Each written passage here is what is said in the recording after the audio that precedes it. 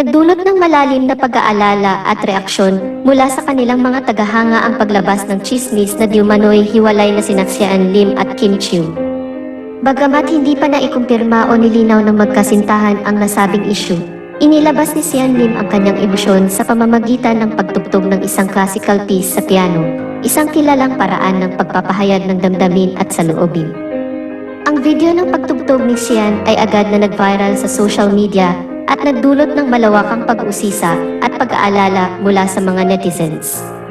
Sa kanyang pagganap, napansin ang malalim na emosyon at pagpapahayag ng nararamdaman.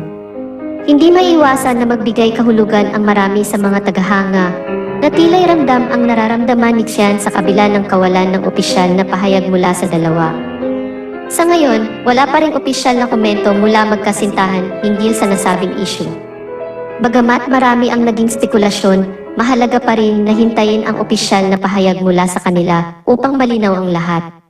Nakatutok pa rin ang kanilang mga tagahanga sa mga social media accounts ng dalawa, kung saan patuloy pa rin silang nagpapakita ng kanilang suporta sa isa't isa sa pamamagitan ng pag-follow at pagpapahayag ng kanilang mga komento.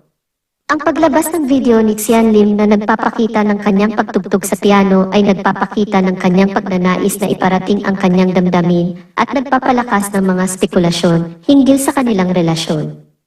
Sa paglipas ng panahon, tiyak na magbibigay linaw ang magkasintahan sa kanilang tunay na sitwasyon.